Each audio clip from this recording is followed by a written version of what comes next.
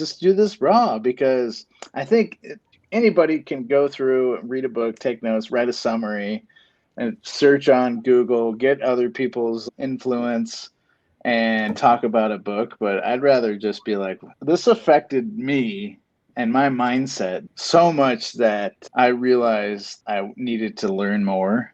And at that time, it's like 2015, in the Bay Area, in California, at UC Berkeley, they would have these little, they weren't LCI events, they were UC Berkeley specific. And they were in a classroom on campus. And I just wandered in because I was like, this is cool. I'm interested in this. And I just one day just showed up out of curiosity.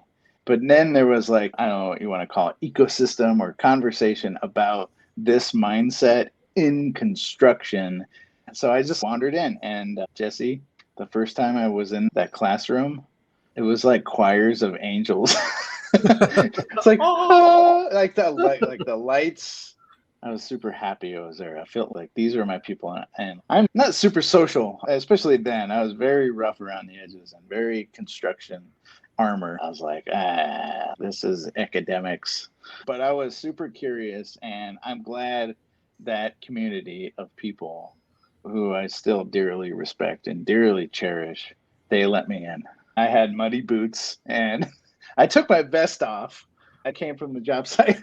Everybody else in the room definitely had master's degrees, at least a master's degree. I had barely graduated from college. So, like, on an intellectual scale, I'm definitely not equal to them, but on a curious and trying to implement change, I didn't think about then. But at that moment, when I walked into that room with these PhDs, that's how they think. Oh man, it's so good and so sad at the same time. This is the second to last conversation between Thomas LeMay and I on the goal, which has been an enormous amount of content. We've got some great feedback, and I appreciate all of y'all for like putting in the time because it's real time, like 2 hours, hour and 45 minutes, hour and 30 minutes. We got one more, and we're kind of thinking about doing a live stream. So let us know in the comments, chat, wherever you're finding us on the socials, if you're interested in participating in that live stream and maybe hash out some of the questions that you came up with along the way. This conversation was super cool because we're talking about like the drum and the rope. And I'm not going to give it all away, but I will say this. It reminded me that I need to keep my ego in check because we talked about a very similar situation in one of the earlier podcasts. And now here we are, fast forward into the future. And I found myself like in real time creating a situation that violated the principles that we're talking about. And so I guess that's kind of the thing, right? Like if you're going to have a podcast or put your word, your thoughts, your ideas out there into the world, it's kind of a good way to keep yourself in check because it helped remind me like, bro, you're a little bit off track. You need to get your stuff back together. And this is the first episode of a brand new year, 2023. Got to give a shout out to our patrons, Anson Green, Adam Hoots, Carol Raftery, and Davis Hambrick. Y'all have been super supportive all year long. Thank you for being there, standing by our side and contributing to the mission. And for folks that are interested, go to the Learnings and Missteps website, find the Become a Member, click the thing. And if not, it's cool, man. Keep listening. We love it. We got a ton of downloads. We're averaging over 100 downloads per episode now, which is pretty darn exciting. It's been a long road, and to be able to grow alongside with y'all has been super amazing. And based on the response we got from the last episode, we made a little switch, right? We moved the L&M family member shout out to the intro of this conversation, where it used to be at the very, very, very end, which is kind of long sometimes. We're going to keep doing it up here loud and proud. So this shout out goes to Miss Jennifer Munoz. And this one was special because I got like a personal text from her about it. She says, I forgot to tell you, I love the book. I'm only halfway through, but it's nothing I expected to read. It's so great. I love the open and raw honesty in here. And so Jennifer, thank you so much for taking the time to read the book and then going out of your way to let us know how you feel about it. It's extremely helpful. And for newbies, if you don't know what book we're talking about Lean in Love, 5S Love Letters, which is about enhancing your relationships at work, at home, everywhere in the omniverse even. So if you don't have a copy, get a copy. If you already have a copy, get yourself the Lean in Love Reflection Journal. We'll leave a link in the show notes to get you to the reflection guide, which is a little sample of a week's worth of reflection prompts, and give it a test drive. If you like it, go ahead and head on over to the Amazon and get you a copy of the Reflection Journal. We'd really appreciate that. And that's enough selling. Here we go to Mr. Thomas LeMay on the goal. They could be running tech companies and be bajillionaires, but instead they're teaching the next generation that there's a better way. And I'm just like, I want to be part of that. So you know what we did? We became the experiment. Now, this is a really long story, but I'm trying to loop it back to the goal and like my experience. We made a connection, and we had graduate students from UC Berkeley come and do time and motion study. Why? Looking for Herbie.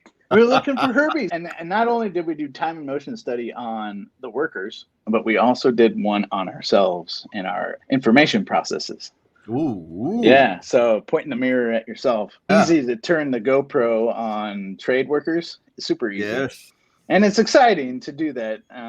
But if you're going to do that, and this is advice for anybody who's into doing production study of trades, if you're not also doing a process study of the way you flow information and how well you communicate, don't even do the time and motion study. It's waste.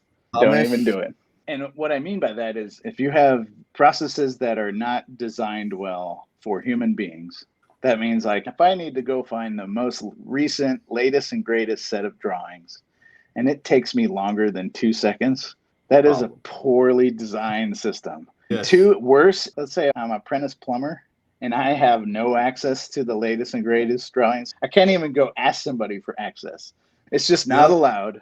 That's a superly poorly designed process. Yes. That is even worse. So if you put people in poorly designed processes and then we blame people, that's bullshit. If we run people off of projects because we think they're not being productive, but we don't also look at our own processes in the mirror and be like, hey, how are we flowing information to the field? How are we flowing it differently from the CEO of the company that we're building it to the first level apprentice on floor 26? There's definitely going to be some differences in the way you do the tactics of that. But if the access and information is different from CEO to apprentice plumber, that's a problem because now you're hiding information. And if you're hiding information from one party to the next, that's what we call not good. There's other worse things for that. It's all prejudice comes to mind. But yes, there's certain information that doesn't need to be made public because it's just company internal financial stuff, legal stuff, or safety information. But everything else, just share it out. You got a schedule, put it out there. What do you think about that? That's a long story. The thing that stands out the most is it's fun. It feels good to be out there doing time and motion studies, improving the trade partners, helping them eliminate waste. But it makes me think of 2-second lean, which I think is a great Paul thing. Akers, shout out. Yeah. And what I've seen is a lot of organizations or teams, we'll just say teams, get excited about 2-second lean. And that excitement lasts about 60 days because they're doing all these topical improvements, which is good. You can build momentum. It's good. With that. However, there's no effort to make systemic improvements. And so the leader is expecting everybody to be 2-second lean and upload videos and, all the really awesome stuff, but they haven't done anything to minimize the variation and the stuff that kicks them in the face, the poorly designed systems. We're going to talk about chapter 26. This is the lead-in series. And if you actually read the book all the way through it, spoiler alert, there's a whole bunch of experiments and really easy improvements and optimizations that you can make, but you do that to lead towards a goal. And what people take away is the outcome of years and years and years of improvement that they made within the business. And we skip that. We skip the hard Let's look at our systems. Let's look at our inventory. Let's look at our information sharing. Let's look at all of these things. Let's look at our throughput and say, hey, y'all out there, frontline workers, you should be improving your own work. Okay. Well, how about you improve your damn work to take the disruption out of my work? Like there's a foundation there, or maybe something that needs to be happening concurrently to your point. If you're going to be over here trying to fix my business and your business ain't fixed, guess how long I'm going to pay attention to you. You're going to come up and tell me the 5S, and I look in the back of your truck and it's a mess and your passenger seat in your truck is your trash can. I have no interest in 5S anymore. You can't ride with me then. But if all you're doing is saying y'all need to work and fix your stuff, like you blind, baby. You got a lot to fix too. When I reference this at DPR, it's if we can make improvements to our production in the field, and we also make process improvement to the way we flow information, the way we deal with clients, the way we talk to engineers, talk to architects, that's 1 + 1 = 1,000. 1 + 1 equals way more than 2, like exponentially more than 2.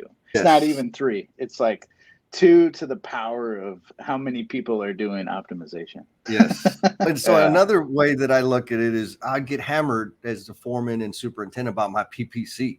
And I'm like, okay, so Mr. Project Manager or Mrs. Project Manager, what is your throughput, your velocity, your PPC on freaking processing RFIs and submittals? Yeah. Like you're worried about my output. What about your output? Oh, yes. Oh, yeah. Who's measuring that?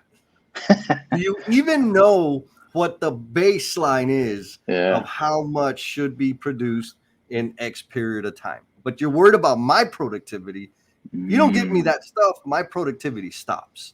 Yeah, this is something you can apply. Anybody, if you're a general contractor, you can apply this tomorrow. If you do the forced rank submittal log or the forced rank RFI log, where you take, say you have 10 open RFIs, and I'm going to force rank them, but I'm going to force rank them that suits me, the general contractor. And I don't give it to our architect who has to do the work, by the way. Mm-hmm. I don't show that until I show it to the people that pay them. So I'll be like, hey, I'm not giving it to any wonderful designer. Instead of doing that, we give it to our owner and say, hey, go tell your architect that we need these in this order. That's crap. That's crap. Yeah. The best way is to have almost a daily huddle. Almost, if you could do it, it's hard, but try to at least a couple times a week, even if it's like phone call. Just be like, hey, this is coming up, and I'm going to give you a heads up. And I've made some really deep relationship with designers, and I'm highly biased because I'm in a romantic relationship with one, but never worked together, by the way. Really? But okay. No. But all the people that I've worked with, and there's been some really good ones, we still get along to this day. We still talk. And that relationship was founded on trust because invest in the relationship. So, yes. Should we talk about the goal now? Yeah, let's talk because about all of that thing. leads in. It all leads in. So we talked about drum buffer rope. Remember that? Yes. There's a lot of critics out there about drum buffer rope. I'm not saying that this is a universal application, that if you use drum buffer rope that you can turn your company into the next Amazon. No. Right. It will perhaps contribute to some success. There's a whole bunch of other things that apply. But definitely, if you're not tying together your issues with your schedule, with your variation, what I mean by variation is that in construction, there's 2 types of variation. Number one is the change in design, just because of decisions. And here's a spoiler alert. Any project you're ever going to work on, any project you've ever worked on, and any project that's happening this second, there's going to be some changes happening. So don't get upset when there's changes. Yes, it's upsetting, but it's not the end of the world. Take a breath, take a lap around the job site, calm down, and understand that there's some fundamental things. And here's one thing that helps with that drum buffer rope. So who do you give the drum to? You give it to Herbie.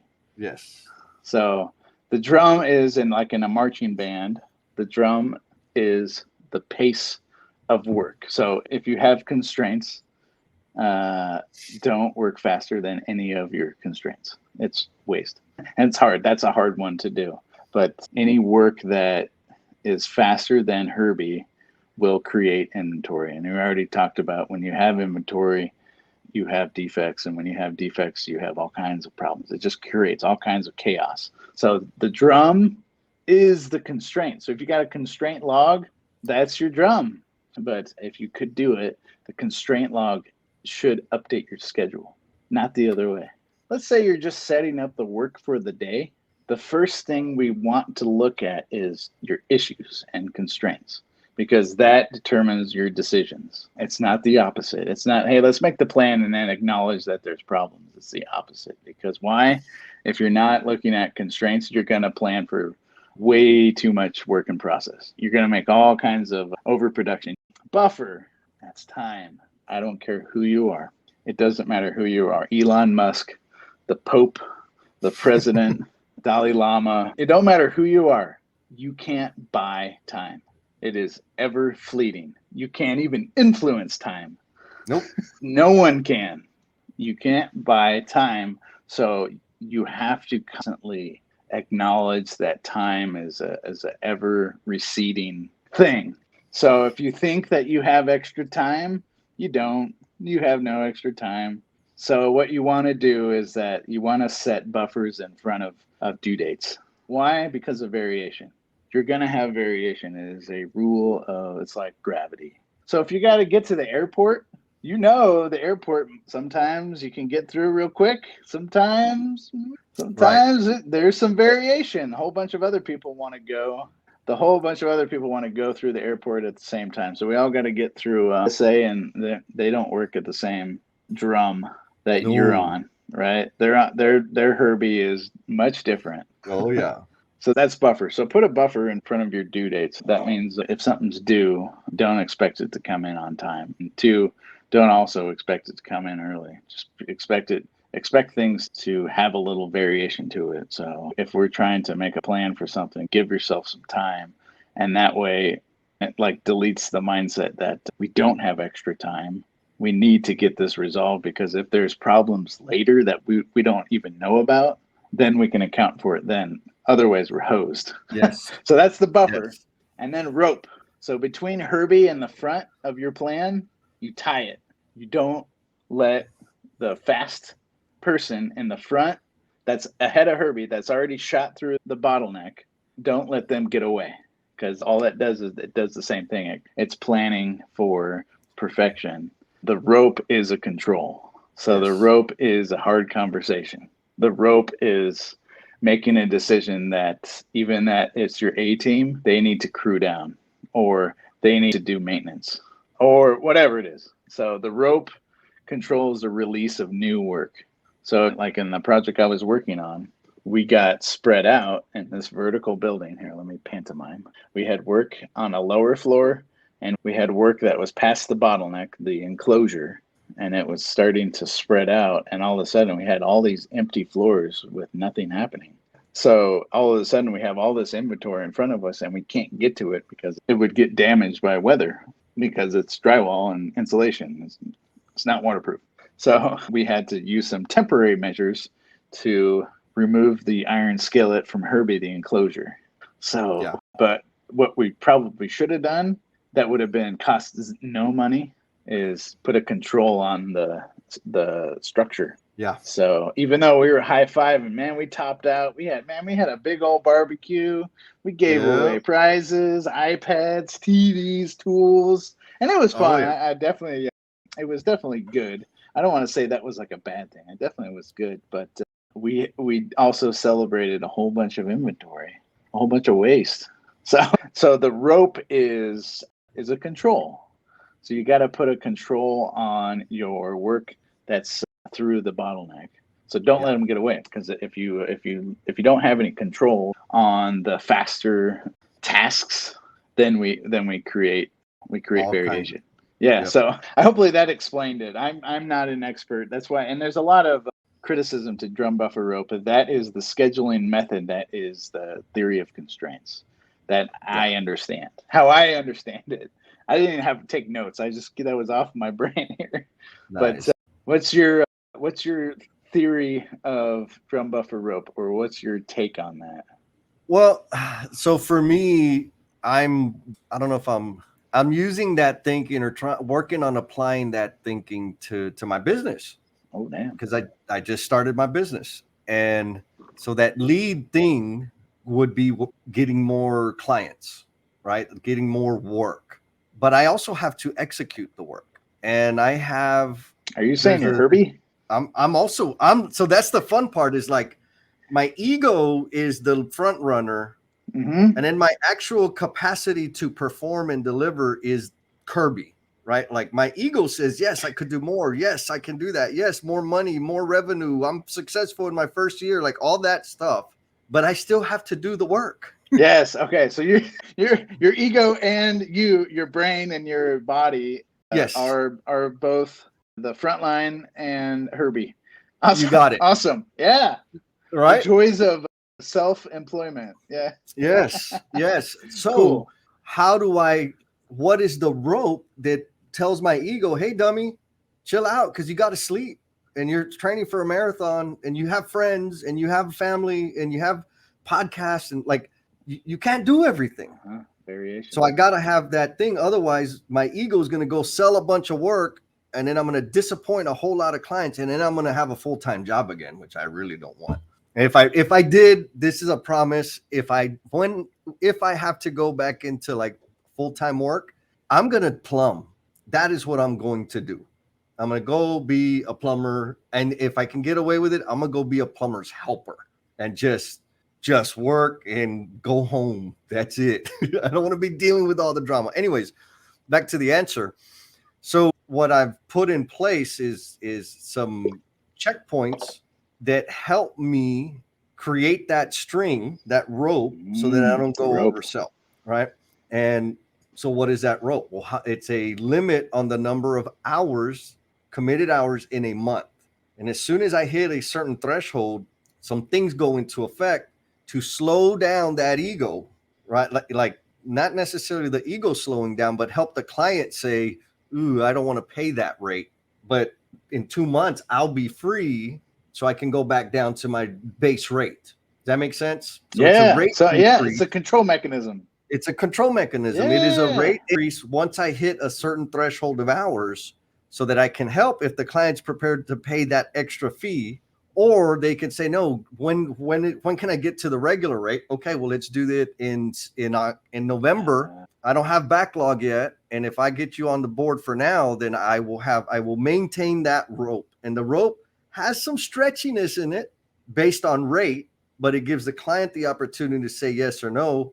Ideally, they say no, because then I can focus, give my client that I've already got on the books the degree of attention that I want to give them. Yes. If I get too much work, I'm going to start cutting corners and start underserving them. And that is not a good plan. So that's my rope, as I've got that little mechanism in place that says, oh, you need to like, you are not, my ego, me, I do not have the self-control to just say, no, I shouldn't do that. I got to put a mechanism in place that helps the requester say no. Yeah. Okay. No, that makes perfect sense. What's the buffer? What's your buffers? So the buffer is, so I've got two Your tiers. drum is your week or your hourly man hours per month engagement Correct. time. Your rope is the rate. What's the buffers? So my buffer is, this is a new thing. I have designed in rest and recovery days in my month, Ooh. which total 11 days. So I can absorb some work for a finite period of time, but when I'm absorbing it, it's cutting into my rest and recovery. Oh, okay. Right. So there's still Yeah. a third of my month is Mhm. available that I've dedicated to rest and recovery. But for whatever reason, if somebody just says yes, yes, yes, I'll pay it, I'll pay it, I'll pay it, it's going to get into my rest and recovery. But also that is not sustainable. So I've got to, Yeah. right, I've got to be able to say, okay, I hit my buffer, like I'm already in down to 10 days. That's a bad thing. Down to 9, that's a really bad thing. And I will feel it physically because that's a Yeah. lot of travel. It's a lot of work. It's a lot of everything. Because, I didn't know this, Thomas, and I should have known, but I still didn't know. I didn't realize how much prep and follow-up time there is in serving a client. There's a lot. Oh way yeah. more than I anticipated. Especially So third party. Yeah. yeah, yeah. Yeah. And so those are hours. Like you said, I can't buy time. I can't text Michael Jackson and ask him to give me time because there ain't no more time to be had. I got what I Unless you got and have I a got to time work. machine. That's the one exception. If you have the time Yes. machine. For me, it was okay. What system can I design? Because I absolutely have the agency to design systems that will better serve me and help me also better serve people. That's awesome. That's awesome. That's a good lesson. So if you have a constraint, that's your drum, remember?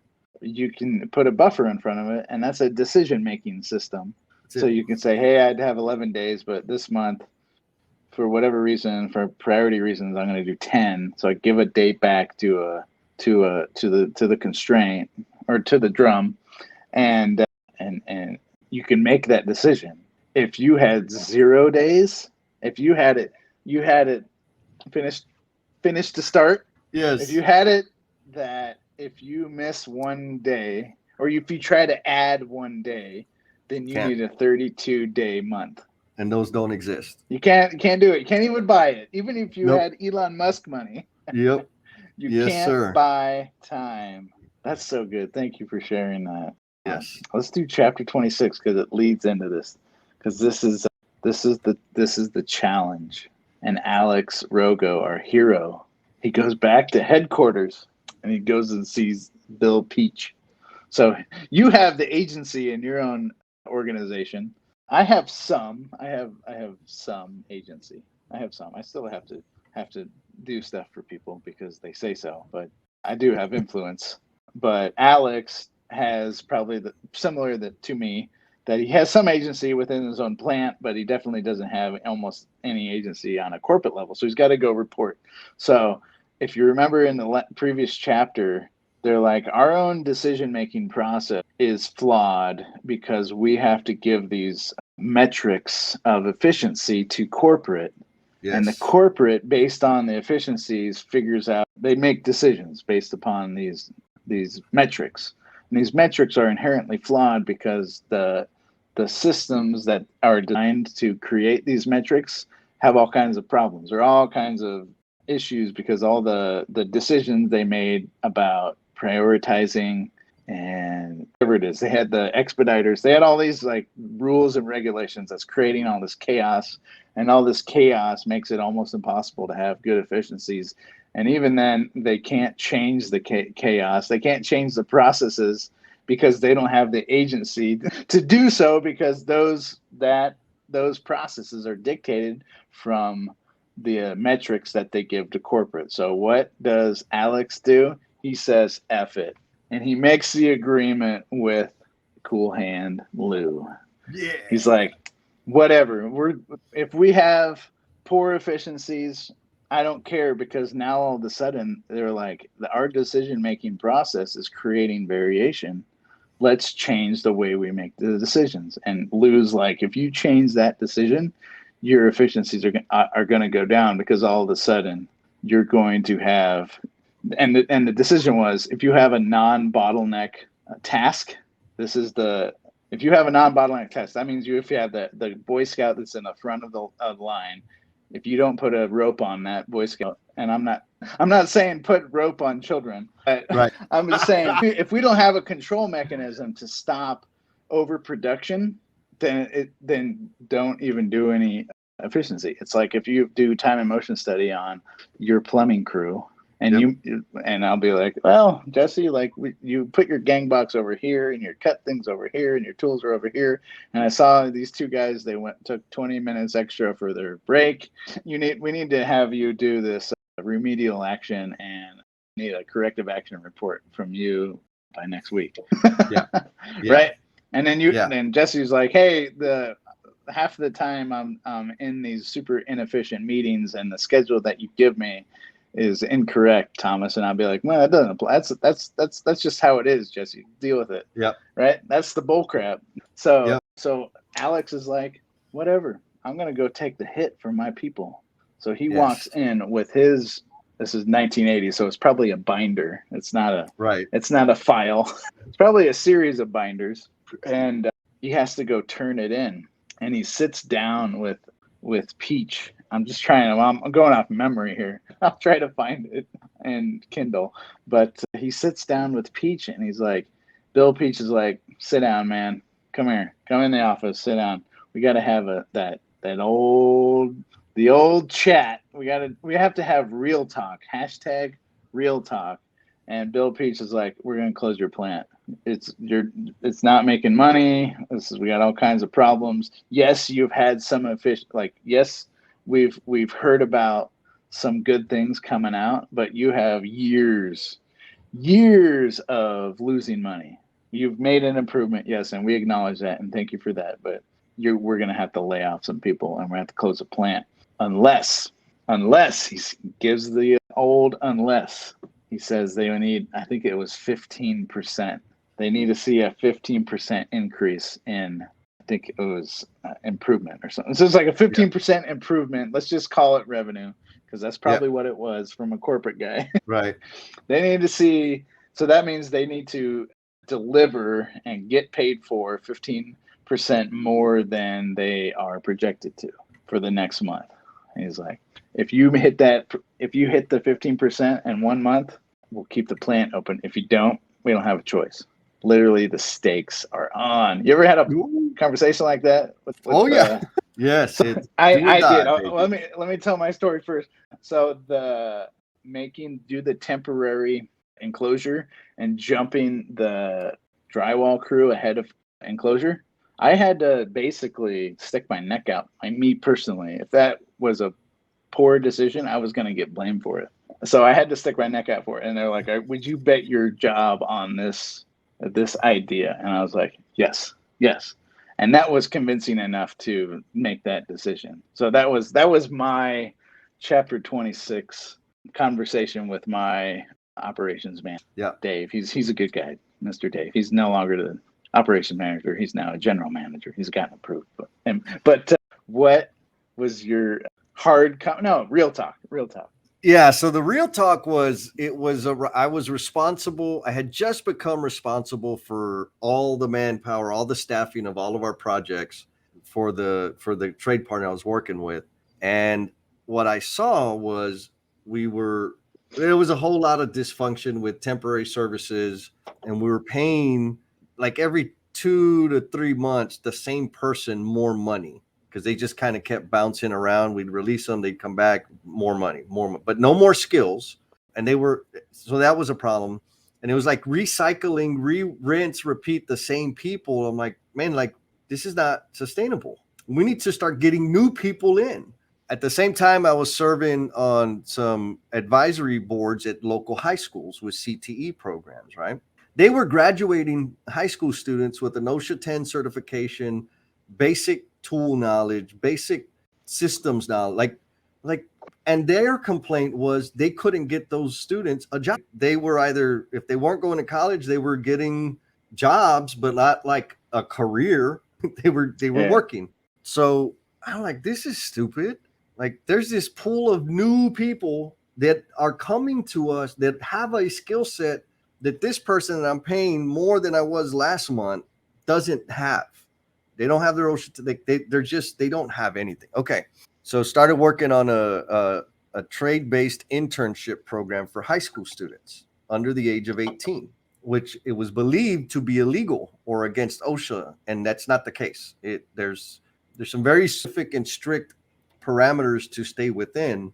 Most of them are with regard to the insurance carrier. Once we broke that nut, we were out rewriting the program, submitting it, rewrite, submit. It finally got to a point where they didn't ask for any more edits. And so I asked, is this okay? Like, so I'm good to go. I got approval. And like the words I got was, oh no, we're not giving you approval. We're just saying you're not violating anything. So if you're going to go with this, understand that this is yours. And I said, okay. And I said, no. If it blows up, it's on you. I'm like, I heard. And it's like, well, it could mean termination. And I said, okay, I heard the first time. I got it. So we did it, and it ended up being a huge success. But it was absolutely like nothing can happen. These students cannot get hurt. This cannot be like any of that happens. you're gone. Okay, I understand. We did it, and it's blown up, and they do it at every single business unit throughout the business, and it's a Wow. big thing now. But I mean, it wasn't so much like meet this performance criteria or the job shutting down, but it was more like, if you're gonna do it, it's on you. Not a problem. Let's go, baby. Yeah. But that's where the risk is, where the reward is, right? Knowing there's a young man, Jose Moreno, who I interviewed him as a sophomore in high school, and he told me what he was going to do was start his own company, his own plumbing company, and he now has his journeyman license. Like, I played a role in that. I didn't do all of it, but I played a role in facilitating that. Like, Hell yeah, Jose. that's the That's value. awesome. Yeah. Yep. Getting after it right now. Just Yes. doing Yes. it. Oh yeah, man. I like to see some just a plumbing crew just putting stuff up. It is. Oh yeah. It's really cool because like you'll come back and be like, there'll be a stack of pipe over here and a fit and a bunch of hardware and a bunch of stuff, and then you'll come back and it'll be all up, and it's like way up on the ceiling. Yep. It's all the fittings and stuff, and it's like, damn, man. I was like, how'd they do that? The magic. Yes. Magic. Yeah, but I know how they do that. They work hard. And Yes. because once you get the fittings together, is it like you get in the flow state? It's like, oh, like this is Yes. boom, Start and then boom, fits. boom, boom, boom. Boom. Let's roll. That's awesome. That's awesome. I'm looking at page 297. It's a 15% increase in the bottom line. Oh, okay. So straight Ooh. up 15%. So Yeah. you need a 15% lift in profit. Woo, that's a heck of a write-up. Profit? Hell yeah. That's not a lift in revenue, like I said. It's a 15% in profit. But think about what Alex was agreeing to, because he knew they were lowering inventory and they were lowering. So what is inventory? It's operating expense. If you have something that you've made that you haven't sold, it's inventory. Expense. So he knew. He's like, shit. All right, I can a 50. You mean to tell me I need to cut my operating expenses by 15%, but have the same throughput and sales? Done. So yeah, was it a risk? But I don't know. What do you think? Do you think this is a little showmanship? I think. I This think is how so. you get people on board. Yes, I think so. He said, damn it. All right, I'm going to do my best. And he already knew, phew, 15, I got this. He does. After I'm looking at the book now. He's like, man, we've been eating up backlog at a terrific rate, but he's starting to second guess himself. Yeah. I'm in really big trouble. Page 298. So he's second guessing himself. And I made a comment in your live stream. Was that last week? Self-efficacy. Yes. Remember that? Maybe yeah. not. I thought it was solid gold because it's like a SAT word, efficacy. It's it's your own like view on how you are, like productivity, or like it's efficacy. It's like a vaccination. So how well does vaccination prevent viruses from, right? So it's a performance thing. So your self-assessment of your own performance is often your worst critic. Yes. So your self-talk, the conversation in your head, is often the most toxic conversation that you can possibly have. Yeah. And this is some self-efficacy moment for Alex Rogo after he's like makes a deal with the Bill Peach of the world, and he's got to walk back or drive back to the plant with that news. Be like, good news, I got good news, I got bad news. Yeah. Good news, we still all have jobs this month. I made a deal. We're not closing the plant. Bad news, the thing that we've been doing for fun or as an experiment. It's real now. It just got real. It just got real. And I was at a oftentimes who I forget who said this. It was, man, I want to remember. Maybe next time I'll remember. But oftentimes the most improvement happens, and it was at a conference, a Lean Enterprise Institute conference, and they had this picture of a oil derrick on fire, and a lot of improvement happens when you're on an oil derrick that's on fire, because you have no escape. You can't get off, right? Yeah. You have to make a whole bunch of you have to solve a lot of problems in a hurry, and you can't run away. So oftentimes you have to create some kind of crisis and that crisis is the catalyst to improvement. And I think that's part of the design. I think you have to have a sense of urgency to. And so if you're doing like process improvement or experimentation or innovation, whatever it is, that's cool.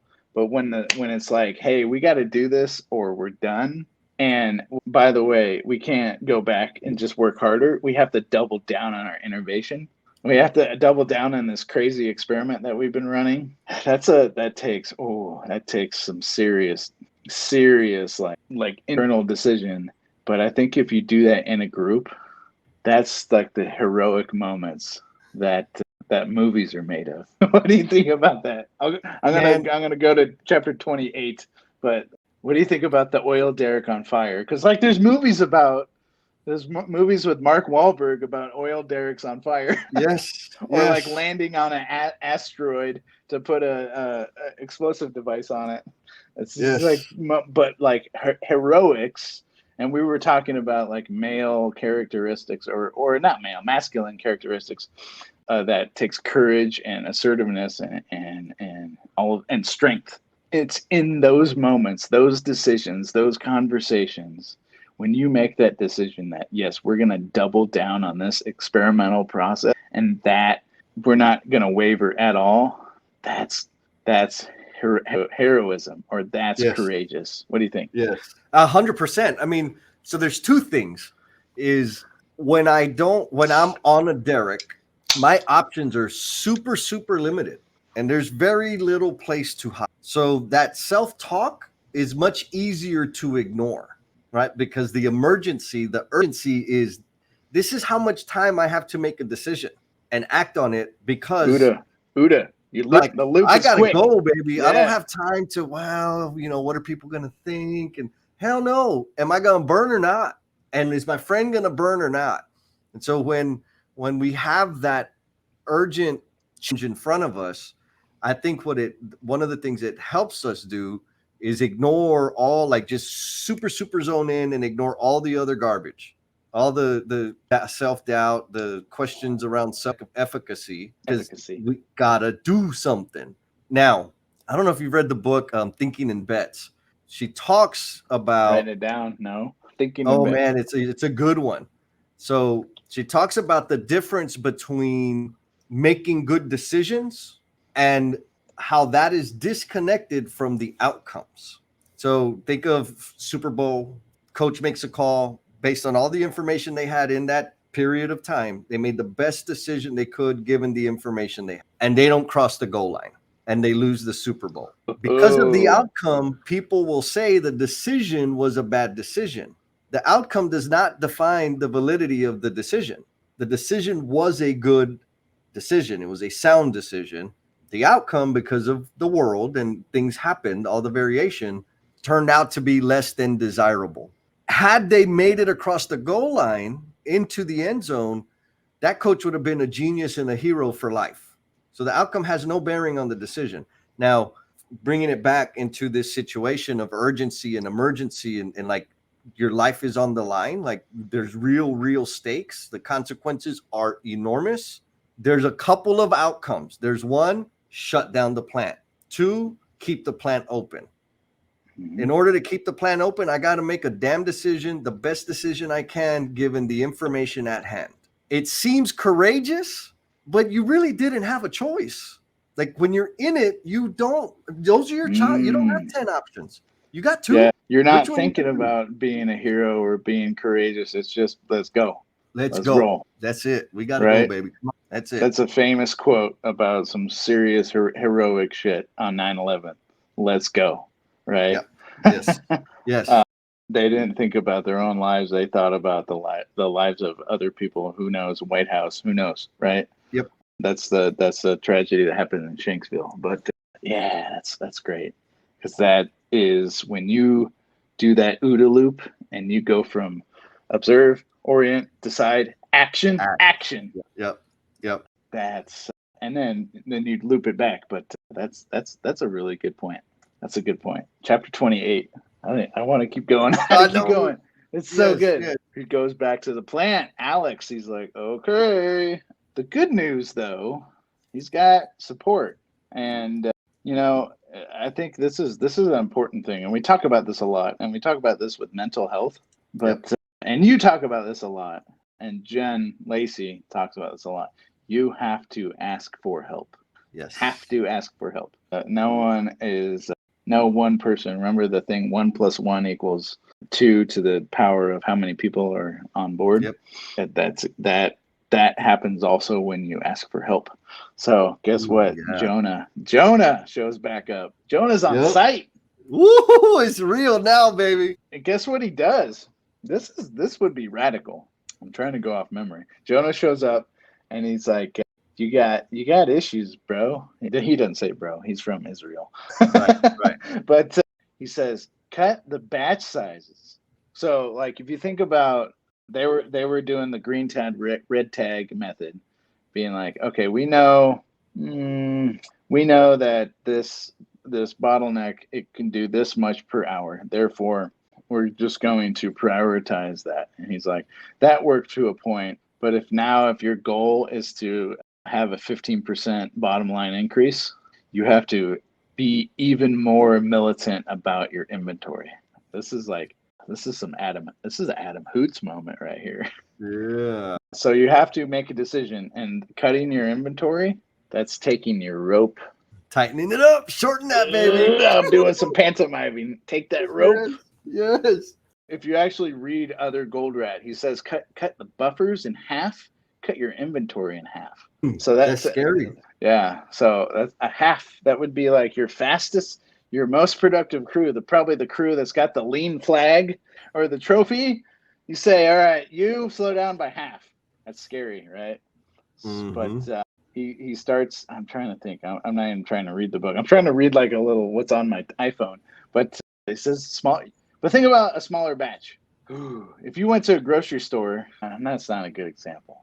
I'm trying to think of an anomaly about smaller batches. When you're trying to do a whole bunch of processing, and it's got variation, so it's not like you're just doing the same thing over and over and over. So you have to change. You have to do all these kind of changes stuff. If you're only doing a handful of things at a time, things that are manageable, you don't need a whole lot of people. So if you take their batch sizes and shrink them down into manageable parts and pieces and sync it up with break times, all your variation, right? Sync it up with start times, shift changes, all this stuff. Start to synchronize it up. Bring in that rope, tighten it up, bring in your inventory, keep the same throughput, but shrink the batch size. And the thing about batch sizes, if they're smaller, they flow faster. Because if it's one batch, but the batch is smaller, that batch flows through that bottleneck quicker, because it's not. It's if it's 100 units per hour and you only have 100 units, that's 1 hour. Boom, gone, go, boom. Yep. We can now change over to something else, and now all of a sudden, we don't have to take 10 hours to do this process. We shrink the batch size, and if we're doing mixed production, that means if we're doing different things, it's not exactly the same thing. And in construction, it's mixed. I don't care who you are. You can be building a high rise that's 200 stories. It's mixed. Why? Because it's a difference between floor 100 and floor 200. The difference is it takes longer to raise things up. It takes longer on the hoist. It takes longer to do it. It's all different. So if you shrink the batch size, now you can be way more agile. It's like being a cheetah. So if there's problems, if there's constraints, if there's issues, if somebody calls in sick, no sweat, because we're only going to process these things in smaller batch sizes. And here's a new decision, and it's scary because it's like, hey, remember that rope that we designed? That rope is now half the length. Everybody now closes in tighter. But the idea is now that if we can process more easily and be more agile, why don't we speed up? Herbie's the same, but Herbie never stops now. Herbie doesn't need changeover, or needs less time to do changeover. Yeah. And your 3 cost metrics, remember, inventory, throughput, and operating expense, they start to shrink. They go down. Throughput stays the same, but your inventory shrinks. Operating expense shrinks because it's related to inventory. And all of a sudden, it's like, man, we just found that 15%. What about smaller batch sizes? So the value of smaller batch sizes, and I don't think they talk about this in the book, but what I like about smaller batch size is because they're smaller, the problems are more appropriately sized. With a big batch, a problem seems minute. The frequency of the problem, the duration of the problem, the severity of the problem doesn't seem so big if I've got to process 1,000 units in 10 hours. But if I got a process and I'm measuring every 100 units every hour, that problem is proportionately visible. Like I could feel it, and I'm compelled to solve that problem right now and not band aid it, because now that problem is going to happen 10 times. The reality is it's been happening one time in a 10,000 or a 10-hour day. But when I tighten it all up and that whole cycle goes through, that problem is going to happen 10 times a day. And all that's doing is adding burden to people and screwing up our throughput. So the smaller batch size helps me understand or maybe appreciate the problem appropriately. That's what I like about smaller batches, because it's going to happen again, and you have more opportunity to study it and like actually kill the problem, because the frequency of the occurrence, it's going to happen in the next hour. So let's go. Okay, boom. That didn't work. Experiment. Okay. Repeat. Okay, that's it. That's the new process. Problem's gone. 10 hours, it kind of sucks, but hey, we're making our 1,000 units. Every now and then we got to work overtime. No, no, the frequency drives us to solve that damn problem. So if you got smaller batch sizes, you can the frequency picks up, Yes. right? Yes. And your downtime on your bottlenecks is less. You can go faster. So Yes. guess what Alex does? And this is genius. And this is legit. You know what he does? This is cool. He goes back to HQ. Goes back to HQ, but he doesn't talk to Bill. He stops on the floor below because marketing and CEO, they're all connected.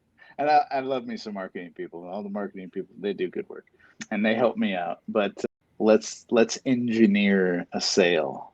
So there's a book by Goldratt. It's called "It's Not Luck." Yeah. And it talks a lot about how theory of constraint works in retail and sales. But you can engineer a sale. So he goes to the lead salesperson, and I'm looking at this guy's name, Johnny Johns, the typical sales name. Just it's so slick, Yes.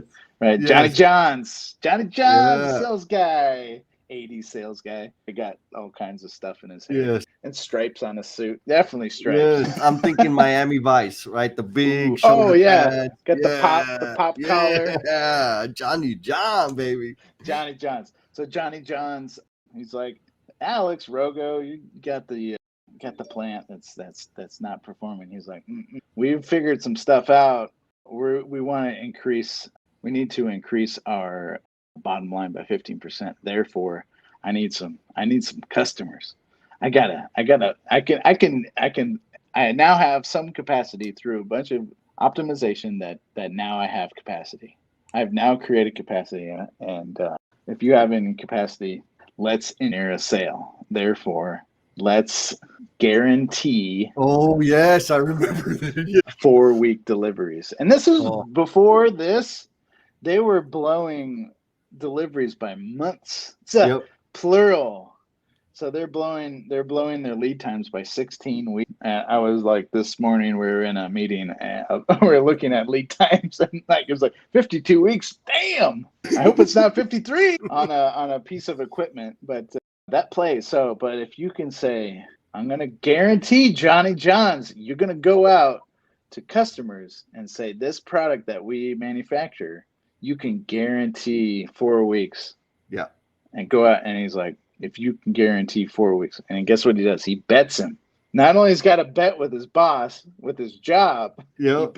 he bets Johnny Johns with some Gucci loafers. Gucci, Yes. some Italian loafers. Those of you who weren't around in the 80s, the loafers, the Miami Vice was a thing. I was a child, but I still remember Yeah. Miami Vice being on TV. Oh, They yeah. wore these suits with loafers with no socks in Miami. Like, can you imagine the smell, by the way? Like, I never thought of that until now. yeah, good thing they had the convert. That's why you keep the top down on the convertible. Yeah, now it all makes It's from the sense. Gucci loafers with no socks, but it's like, so probably, I don't know what Gucci loafers are these days, but yeah, so Italian. So he's like, and especially sales guy, they love the flashy stuff. So he's like, okay, if I deliver anything more than 4 weeks, you, sir, have Gucci loafers. Go out there and go execute a sale. And Johnny John's is like, you got it.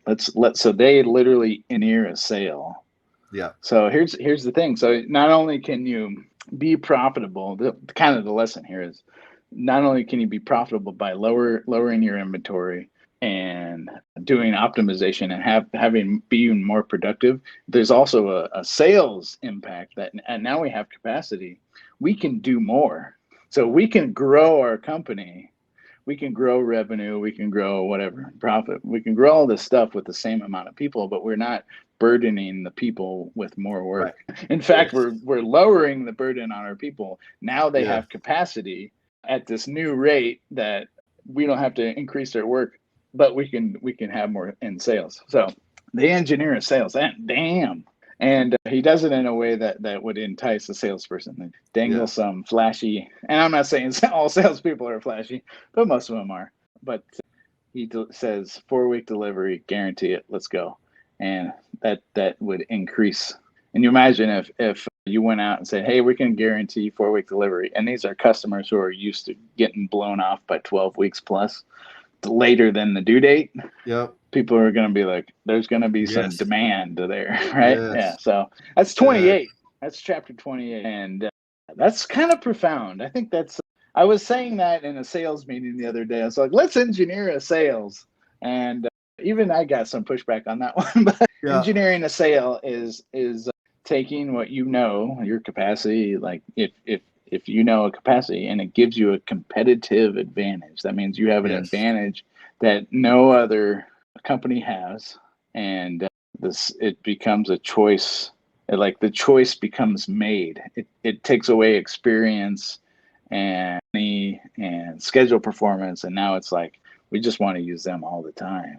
So that's like unheard of in construction, but at DPR we definitely are trying to be competitively advantaged in many fields, and through a whole bunch of efficiencies in our self-perform work and all kinds of data and VDC.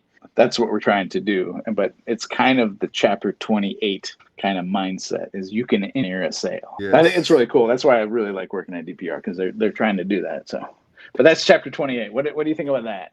Engineering sales. Again, there's courage in that, right? Like he was in a crisis, go no go situation that, right? Like this was real, people's lives, his livelihood, careers, the whole thing, and going and promising 4 weeks reliability. Like you get the dice out. Yeah. Yes. When the market is exceeding 16 weeks on a good day, like that is courageous. Not just because now you got to deliver, but last week I sucked. Yeah. And now I'm guaranteeing that I'm not going to suck anymore. Like that's guts. That's, we talk about, I've been accused of being a sandbagger once or twice, Thomas.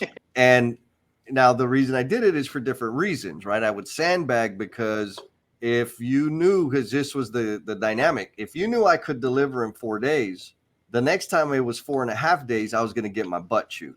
So I'm always going to tell you 6 days because now I got a buffer, because you're going to overreact if things don't work out perfectly. I could do it in 4 days with the ideal conditions. Hey, our agreement on this piece of paper says 5. Right. Yeah, right. Yes. And while you're sandbagging, like I'm not sandbagging, there's a buffer in there. I would guarantee you 4 days, provided I knew you weren't going to email the world because I went over by 3 hours. You follow me? So yes, I've had this conversation. Yes, continue. Yes. So doing that, knowing that I can deliver, and I've done it. Shit, we did it. We were first deploying Trimble. Like the very, very first time we did it on a job in San Antonio, I was the guinea pig. Robotic machine. Yeah, robotic. Yeah.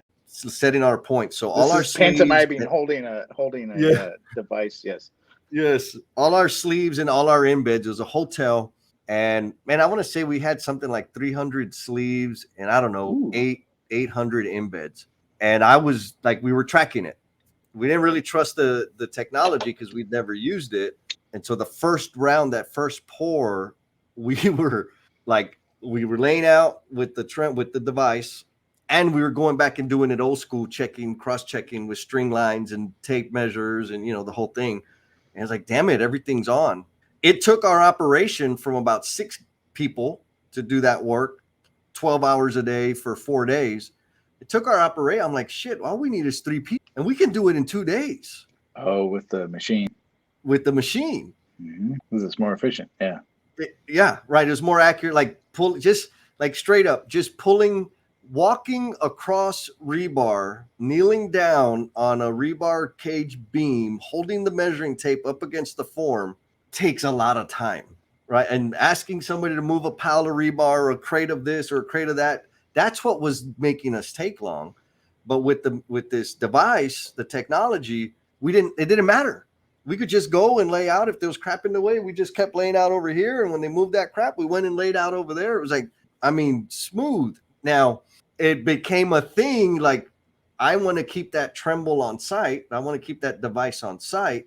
So I need to go and talk to the GC about tightening up that lead time to pour so we can start forming so I can, all right. So I had to go and say, hey, man, we can install all this stuff in 3 days. On a really great day, in a great week, we can do it in 2. But we don't need the, like, if you can shorten this up, I can continue to deliver it this time. And it was, exponentially, we picked up time. But I had to say, yes, we can do it in 2.5 days. And they're like, okay, so we're pulling this. These conditions are met. Yes. Yeah. I need control points. I need this. I need that. And I can give it to you. I will commit to 2.5 days. If I got to work overtime the second day, I'm going to work it. I ain't going to complain. But we need to pull the pours up. And pulling the pour up and then delaying it, that's not a good thing. It's hard. Yeah. And so, like, it was on the line. And my team was like, son of a gun, like, Jesse, why did you go and tell him? I was like, I know, but look, you cut your batch size. Yeah. Yes. See, here's what's happening. If, like, we're not going to have access because we only had one device. We're going to go somewhere else, some other project. There's going to be a 2-week delay. It's like, if we don't have that, this is what it's going to do to our labor. And we need, blah, blah, blah, blah, blah. Oh, you need the machine. I need the machine. Yeah. And the only way to really, like, I'm going to lose access to it in 2 weeks. So we need to make this commitment, or we're going to be crawling around, doing it. And it's summertime. Like, oh, you're okay. Well, it's like, yeah, I'm not going to complain about overtime. Let's do it. And we did it. But man, I had to say, a pinky promise, we're going to get it done in 2.5 days, but I need that pour schedule to be tightened up, the frequency to be accelerated. Yeah, man, you're pulling on my heartstrings here with being productive with excellent layout. Yeah, but it's very true. Yeah. Oh man. And the I'll link it back to the chapter 28. You cut your batch size in half. You eliminated the manual step with the string line and tape measure. Yep. And mental calculation. And you relied upon the BIM model, or at least it might have been CAD, but at least you relied on the points, and you relied upon the reference that was provided by somebody else. Yes. So there was some trust. Absolutely. You had to trust that the general contractor gave you a very accurate control point for which you can extend your layout from, and so you had to, number one, you had to get on the oil derrick. 2, you had to cut your batch size in half, and 3, you had to abandon a manual step. Yes. Because so you had to embrace. So it's like, man, you're like Alex Rogo right here. That is a great story. You had to abandon the safety factor. Maybe not safety factor. You didn't abandon safety, but you abandoned a traditional method that's tried and true. And listen, tape measure, string line, and you gave me the story about the plumb bob. Like, it works. It works. Hell yeah, it does. Does robotic total stations work better than plumb bobs? Only when they're accurate. Only when they're then it's Right? funny because Because they were like, if your reference is off, and trust me, you're talking to a director of quality for a very large operation. We sometimes make mistakes in our layout and we catch it, but if we're totally reliant on the machine to do yes, that and we don't catch that mistake, it's a problem. It's a big yeah, problem because if your yes, reference is wrong, everything else will be wrong. everything else is Yeah. wrong. Yep, yep. I can do a whole episode about. Oh yeah, I I'll bet. save it, yeah, but I'm highly biased there. But yeah, you definitely hit the heartstrings on many points. But cutting batch sizes takes courage. Yes. Takes courage because you have to abandon some safety factor, and it's usually mental or Yeah, it's a no, risk management thing, right? Like I would call it. you have to abandon it. Like we're not gonna use that, like fall back on it. No, like that, like on the burning oil derrick, like throw that over the edge, like get that off. You got to push Yes, that thing off the edge, get it out of the way so we can attack this fire. And pushing I it think over it's the edge, better it's gone. Yeah. if we call it a comfort factor. Ooh. It's more a comfort factor than a safety factor. There you go. Thank you. Yeah. Right. Like I feel better having that because I'm not adding risk. I'm just letting go of that comfort, that cushion that I could always rely on. That's right. And that when you do that and you reduce your batch size, it creates opportunities.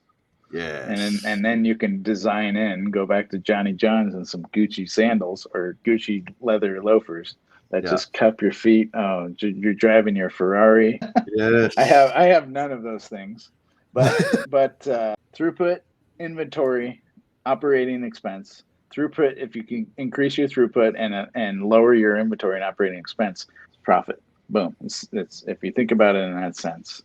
Yep. That 15% lift in your bottom line, not so scary anymore. You just got to take some risk. So chapter 29, reality strikes. Yep. And spoiler alert. Well, it's not a spoiler alert because hopefully everybody that's listened this far has read the book because you're only 10 chapters away. But chapter 29, cutting batch sizes, really works. Mm-hmm. And if you don't believe me, head on over to the Lean Builder podcast, Hoots on the Ground, or Jason Schroeder, Elevate Construction. Both of them will prove it to you, and with much greater tenacity and accuracy and real world examples that if you take your batch sizes and shorten them down, it creates opportunities. And if you seize those opportunities, your work, your efficiencies, everything can, as long as you anticipate that increase. So if you be like, we'll just go on vacation for 3 months, I suppose you could do that. But if you take advantage of that, be like, hey, this is now how we work. This is new rule. We're going to lower batch sizes and work in sync with our constraints. And the constraints dictate the schedule versus the opposite. Now, all of a sudden, you can design systems that move faster than before in ways you didn't even expect. So, but you got to go find some business.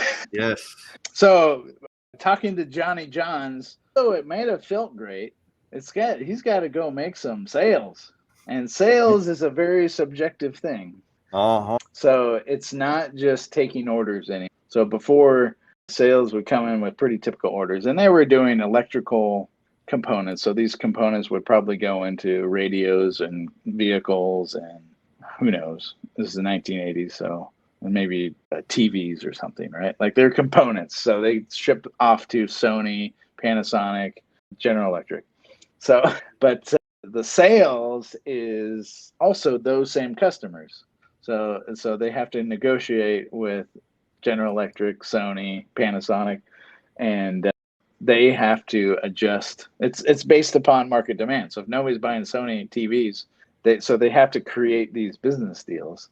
But all of a sudden, this is very hypothetical, but if I was Sony Electronics in Japan, and we're making TVs, and this component comes from Unico that's critical to our operation, and if we can get it inside of 12 weeks down to 4 weeks, it's like, that would be nice. Yeah. So now, there's ripples of impact, right? Oh yeah. Hashtag.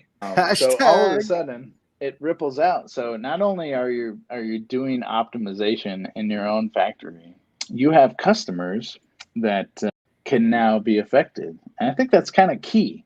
So when you change your methods and there's improvement that happens, and you change your sales effort, your customers now have to change the way they buy stuff, and that's you can't dismiss that. I think that's very Yep. important, and especially for this instance because they're not delivering to Jesse. Jesse, here's your new Unico 2000 device.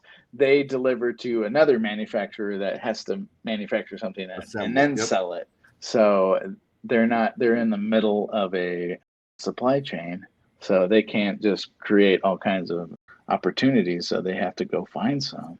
And Alex Rogo's got to do some negotiation. So they'll come back and they'll be like, "Ooh, get me some business." And now he's got to literally make a decision about actually hitting a 4-week metric. And to secure new business, you actually have to make those decisions and then start to deliver on that. So Deliver. you have to take some new risk.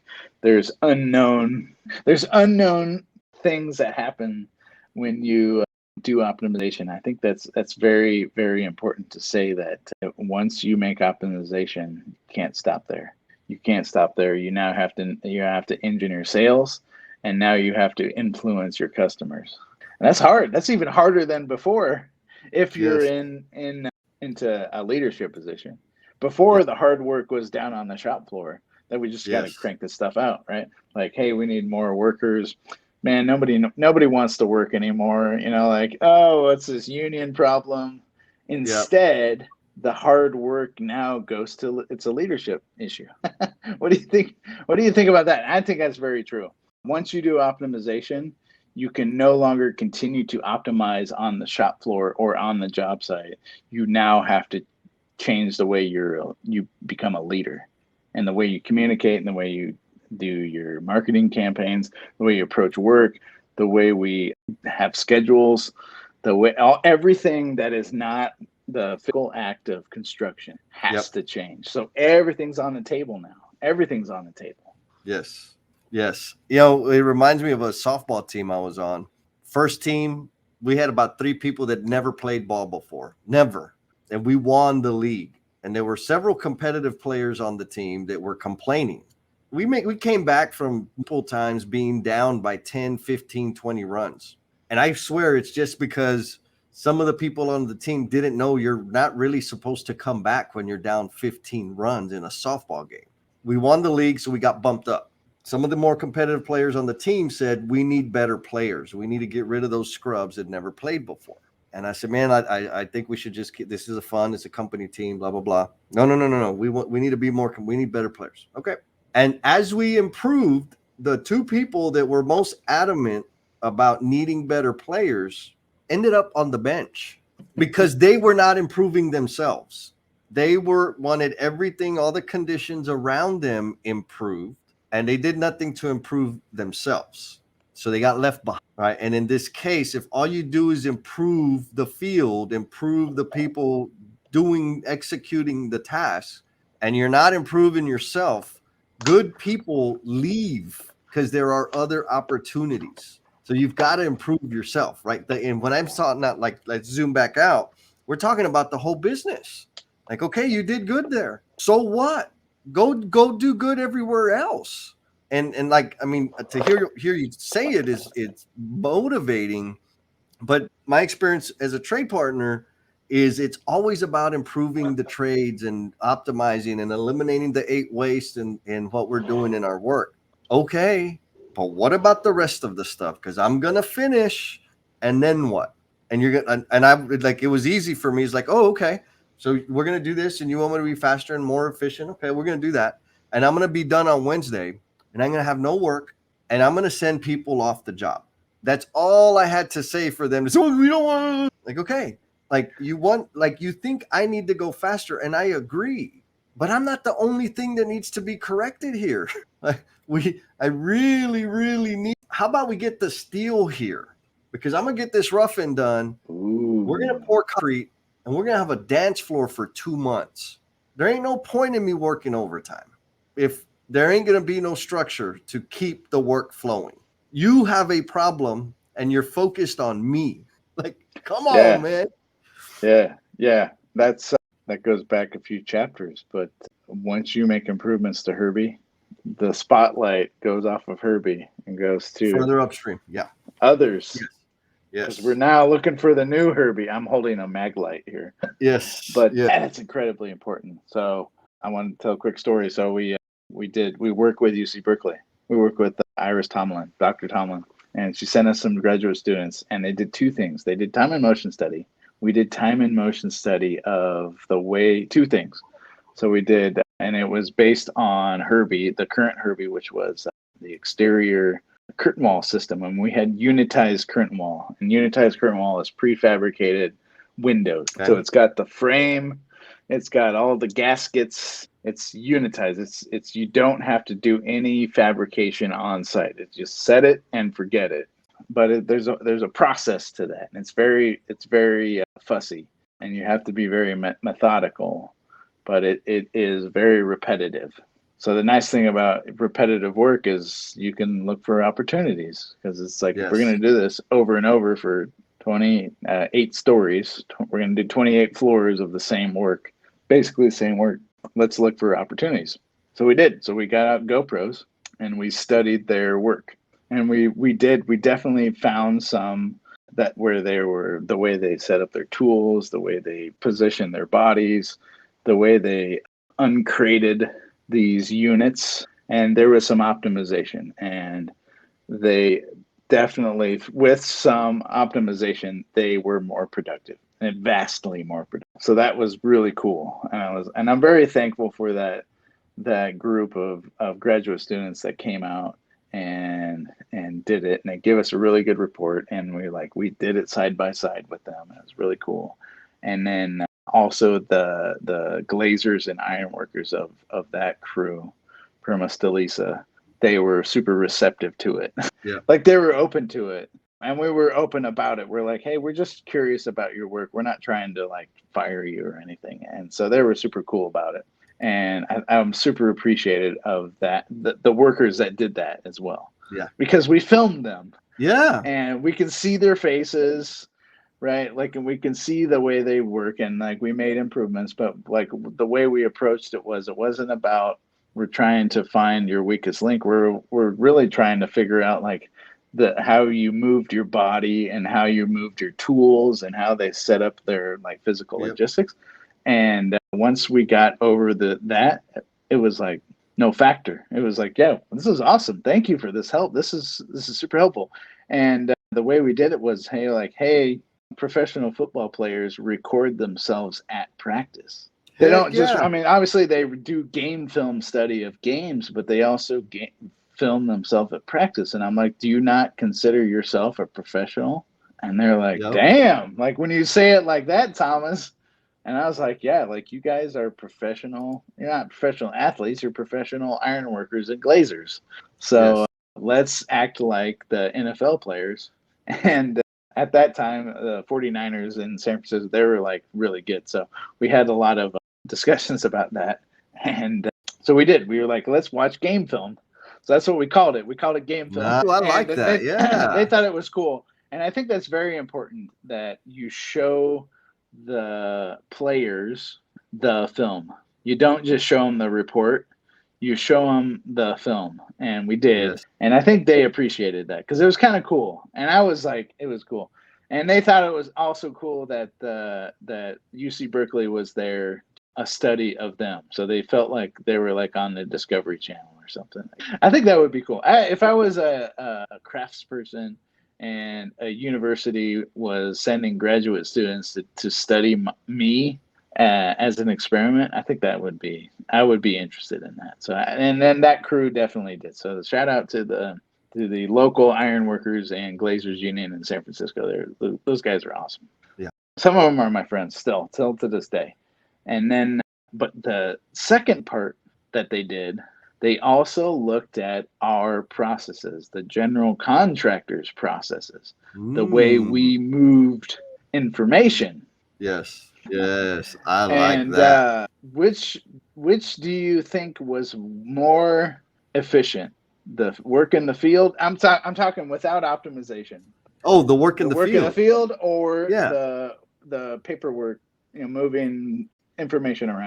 The work in the field. Work in the field, 100, like Yeah. by like not even close.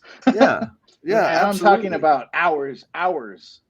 Yes. So personnel hours. So if you had an ironwork or glazer crew that set wall panels, I don't know. I'm trying to think back. I think it was about 12, maybe 16 people. Yep. Right. Our general contracting staff was 13 people. Hmm. So almost equal Yep. in terms of head count. So almost equal in terms of work hours per Yeah. week. They measured the output of what we did to move information was so much less efficient than the work output of physical work in the field by like not even it wasn't even close. Yep. Wasn't even close. We were so much because of all of the waiting, the downtime, it's just all waiting. It's all waiting. You move something from bucket A to bucket B. Bucket B is somebody else. Somebody else is busy. They don't have time to look into their bucket until sometimes a week. A week will Yeah. go by, and if it's a week, remember this is a system, and if we're in a Yep. system, it's the entire. I don't want to be. We definitely got paid for that week of work, but we weren't completely efficient, and it wasn't even close. So if you took our salary, all of our cumulative salaries times the work that we did, it was like the ironworkers crushed us. Like Yep. in terms of like the what they billed for that week of work versus what we billed for that week of work and the output, all things being equal, we were less than half Woo. of the value produced. It was less Yeah. than half. And they showed us this figure and we were like, holy shit. Like, Good. definitely don't show that to anybody. We want to hide this one. But Yep. instead of that, this is the oil derrick moment. Instead of doing that, we were like, this was a moment that looking in the mirror and be like, you know what? We need to change the way we move information, the way we have meetings, the way we notify people, the way you move information. And we made some changes based upon that time and motion study. And time and motion study in a knowledge setting, you don't need GoPros. You just need to see when things do a cycle. And so the advice I'm giving to everybody is like definitely do time and motion study with GoPros, but definitely also do time and motion study of your information flow. Yes. Because if you do that, it's 1 + 1 times Everybody. your it's exponential.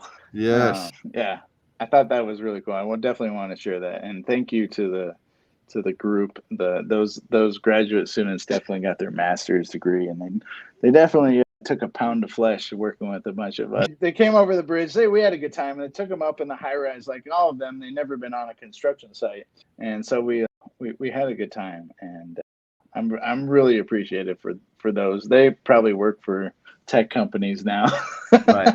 Right. but or they're like professional civil engineers. But I'm really appreciative of that. And the lesson there is don't just do the time and motion study in the field, do it in the office. Yeah. And if you do improvement on both, it's like, Yes. Well, I want to add some clarity because like I said, the field without hesitation. And it's not because just you know it is, yes. right, but it's not just because I'm biased. That like for me it was an easy yes because they have a scoreboard. They know how many welds, how many inches of weld, how many diameter inches, how like their whole budget, everything is they have an understanding of what the scoreboard of output is. Or maybe the more accurate way to say it is they are much closer to having a scoreboard in processing the stuff that they're responsible for processing than the information flow. Yeah. I don't know. I have never heard anybody be like, even not like look at me like I had six heads. Nobody has ever been able to tell or set a target for the number or the duration, the target duration to process a piece of information. They couldn't say what the target was. and they couldn't say what their current performance is ever. So if you're not measuring it, of course your performance is horrible because you ain't measuring it. And the people in the field, they're measured every single day. Yeah. So if you have a change order process, make a process map and measure What's the time? What's the one timeline? piece from notification of change all the way through authorization. And What's I the bet lead you'll time? measure, I bet you can measure that in weeks. Plural, 100%. Weeks. How do I know? Because I know. And it's not just the way general contractors move information. It's the same No, with a trade contractor, right? it's it. Like the Yeah. way, like you from when. Tell me about like how to order materials if you were on like a foreman on site. Like what's that? Oh, A very high level summary of yeah. from the time So it takes from ordering a series of pipes and hardware and fittings till the time it shows up. yeah, What's weeks. Oh, yeah. I'll say a complete order for a system, it could take 2 to 3 weeks. And so I've got to get the drawings. I've got to scale out, do a takeoff. I mean, I don't have to. There's technology you can use for that. But I got to scale it out. I got to get my quantities. I got to translate it onto an order form or type it into an order form, send that to the vendor. The vendor's got to process that, send me an invoice or a quote. I got to get a PO, got to give them the PO, and then the material. Then they got to acquire the material because I'm telling them, do not send me that material if there's any back ordered items. I'm ordering this ahead of time. So it's about 2 weeks to get that material. and that's From without without variation, the right? yes. Oh It's like, yes. hey Jesse, sorry, bro, we need to move it. They're adding a new exhaust duct, Oh God. Yes. so you got Yeah. to change a bunch of fittings. Yes. So that's so you have lead time variation, dependent Yeah. events variation. What are you talking about here? Oh. Is this the thing? That's chapter. But the kind of the summary to 29 is like if you're gonna make a commitment, make it, and then go double down on your Let's processes. do it, baby. Yeah. Don't play. Shoot. The 30. Ooh, Oof. this is the chopper. The helicopters Oh get involved. yes. Oh, this is glamour time. So this is kind of advice. So when you start to be super productive and super profitable, people start taking notice. And Yes. if you become super profitable and you become a best practice, people want to go and see. Uh-huh. So my project, the CEO showed up, Mr. Yeah. Daverin. Yes, we started doing really great things. We started doing really great things, and people started to take notice. Yeah. And we were definitely not perfect. We were not perfect, but I'm trying to be humble, but also talk about a story where the CEO of the largest construction company in the world showed up on our job site, and we had to give him we had to tell him, show him show him around. Like, what's your tactics? What is this crazy method, Thomas, that you're doing? Thomas and the team. But Yeah. in chapter 30, the helicopter shows up outside of Unico, and it's Bucky Burnside, the the Fuck. the what's his name? He's probably a bajillionaire, and he was Yeah. like, "What is this thing of what is this heresy? What is this sorcery? 4 week lead times guaranteed. Yeah. You crazy boy? What is this?" So Yeah. so a helicopter drops in on Unico, and now it's like it's go time. It's go time, and be prepared for this. I think this is a good thing. So when you're and you have to stay humble. I guess the advice in advance Yes. is don't let that go to your head.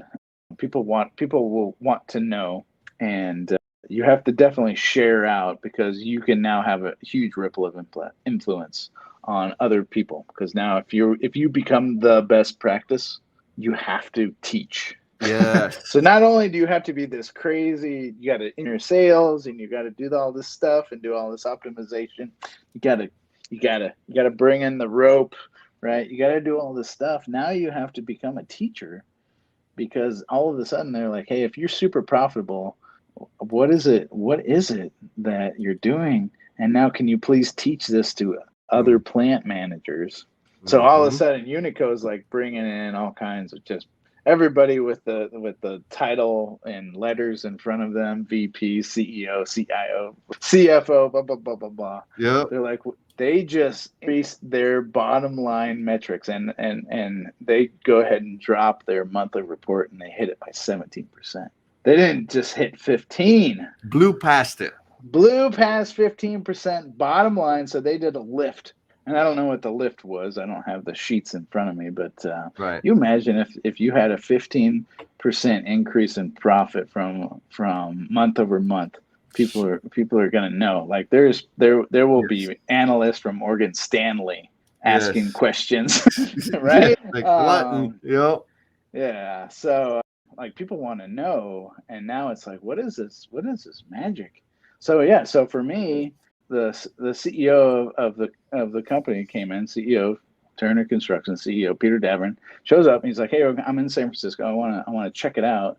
And we were like, "Well, we got to do this special tour, and we got to clean up the job site." And we definitely did clean up. I'm not going to say we did not. Yeah. We definitely cleaned. Like we cleaned more than we normally do. So I kind of regret that in a way because we were pretty like we kept things pretty tight. It wasn't perfect, but what we did not do, we did not change anything. We did Yeah. not shut work down. We did not. We didn't do anything differently than.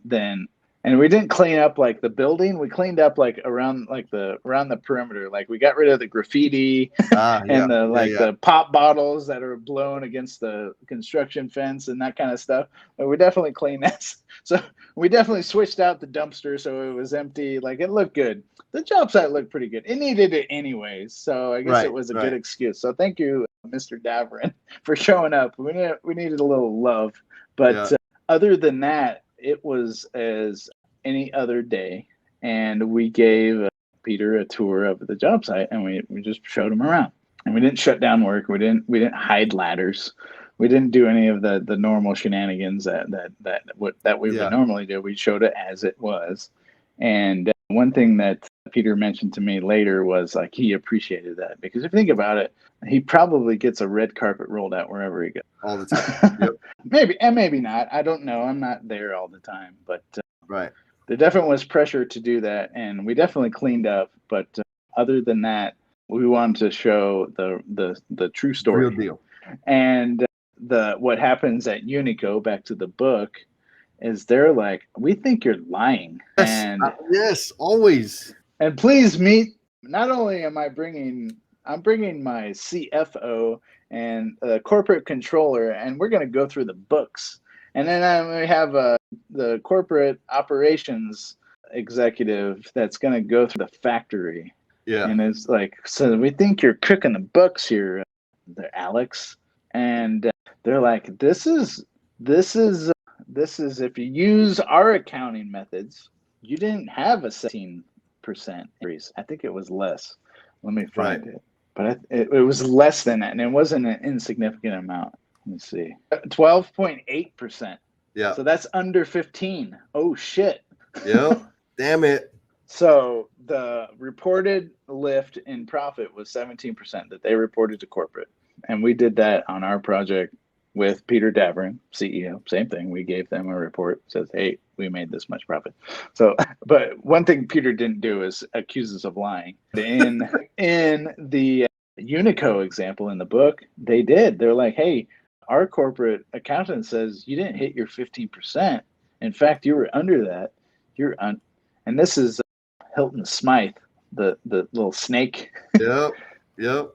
He goes, hey, and this isn't Bucky Burnside has his corporate helicopter, but the Hilton Smythe shows up with all these corporate accountants and said, you didn't make it. This is a naysayer. And I think that's important. I think that's important because you will find because when you start to stick your neck out, and then so you'll be an outsider, and so you'll look differently, and that takes courage. And then you'll have, if you're successful from being sticking your neck out, even more people will try to take you down. Yes. Because now not only are your metrics super good, now the people who play by other rules, they want to take you down. And yeah, because the game has changed. and they might have to play You harder. you changed the game, and not only so the way we changed the game was we didn't make the workers work harder, we made us the leadership work harder. And Yeah. through that method, plus a bunch of time and motion study, plus a bunch of like managing our constraints and understanding inventory and operating expense and managing our bottlenecks and looking at constraints, syncing stuff up, shrinking the rope. I'm doing a very summary, but Yep. we made all of these decisions that were not risky in terms of like human life, but risky in terms of like we could get fired about this. Right. People who don't make those kind of moves, they don't like that. It's like, oh, you Nope. change the game, you change the rules on me, Thomas.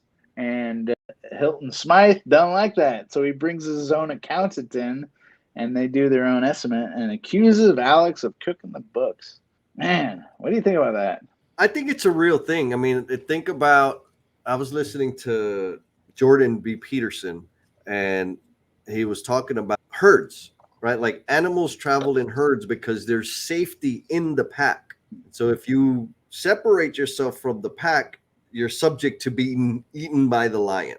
Now, how does that relate to people is what you were just talking about. There is safety or comfort in the status quo. And the funky thing about like a zebra is not gonna say, "Ah, let me kick you in the face and keep you out of the herd." But people, humans will. If I decide to stray from the herd, Oh yeah, right, and say I'm not gonna go to the status, we got to do something different. This is what I'm gonna do. People in the herd, not the entire group, but there are members of the group that are going to continue to kick you out and point out how different you are to feed you to the lion. They're sacrificing, hoping, because the status quo that's the comfort zone right now. The outlier sometimes is a nutcase like me.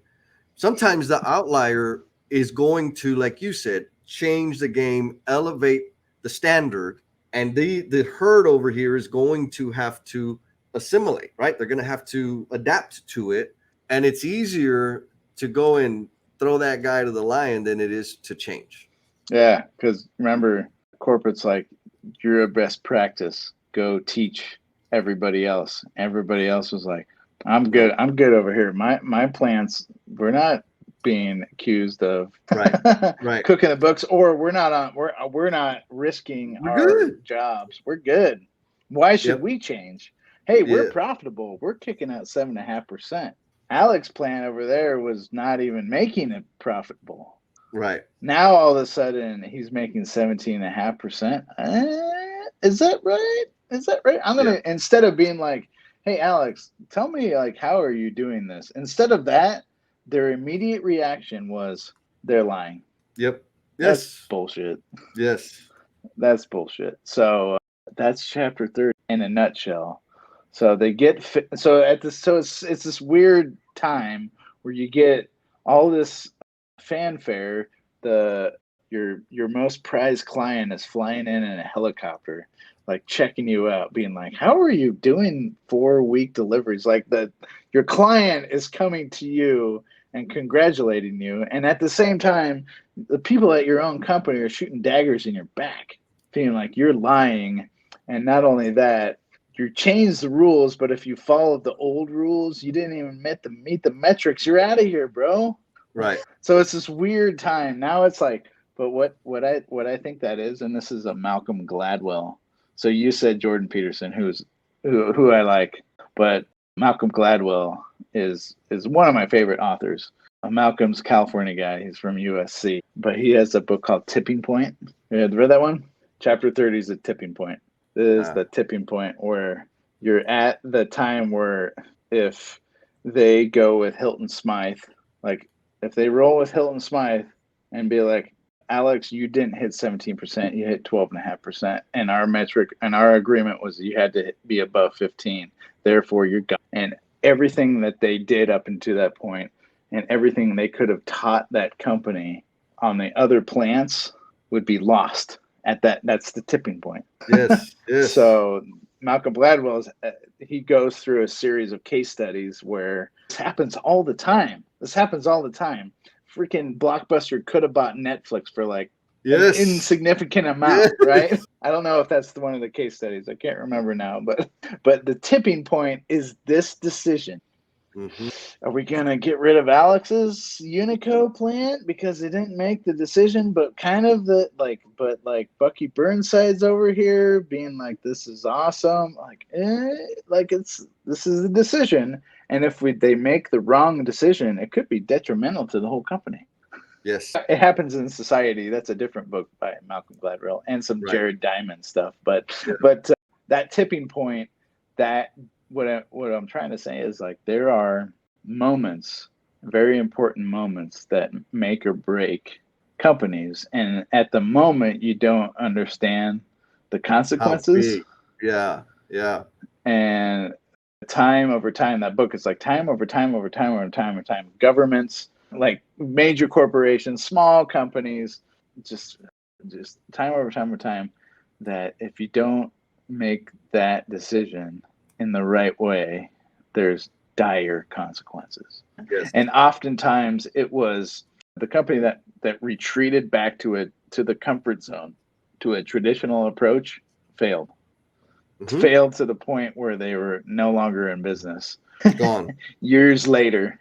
And there's lots of, I don't want to pick on any company there. If you Right. go pick up that book, Tipping Point. It's such a good one. But that's chapter 30. Such a good Woo. one. Yes. And they're at that moment. And chapter 31, Alex got to go back to corporate and plead his case. Yeah. That 3%. He's like, "Ooh, what is this?"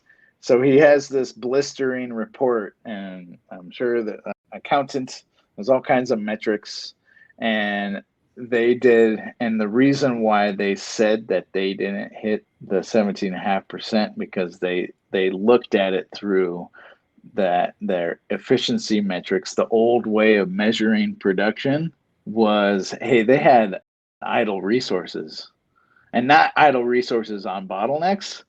They had Right. idle resources on non-bottlenecks because they pulled in the rope.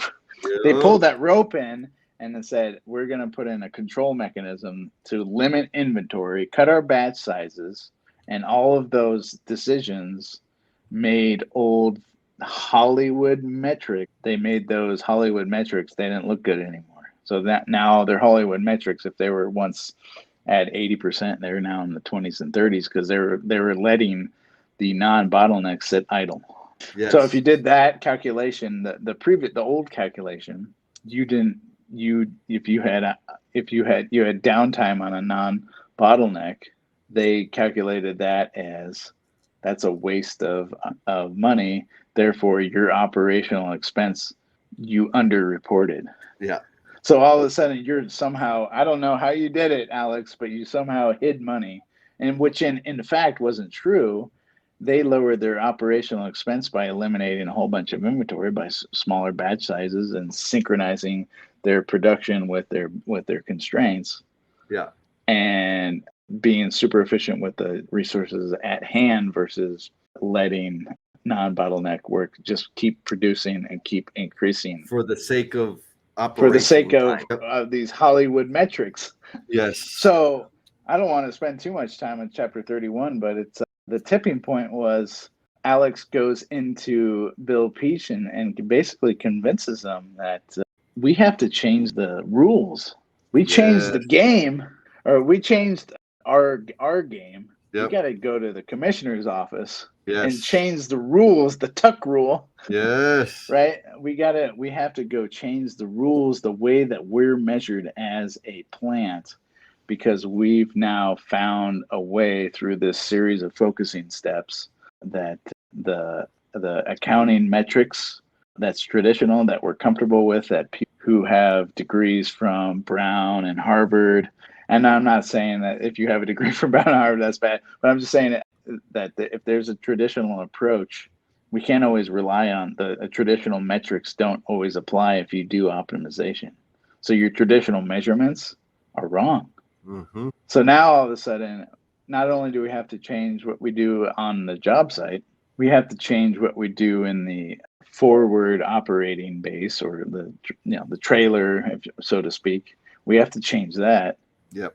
We have to change our marketing campaign. Now we have to change the way we do business. Yes. The entire system. The whole system needs to change. And it's just like chapter like 9 or 10. If you have local optimization, right? Like, hey, we found Herbie, it's NCX10, or we found Herbie, we did the heat treat, we send a third of it off to a third party. That's great. That's great. And it's great. And it helped.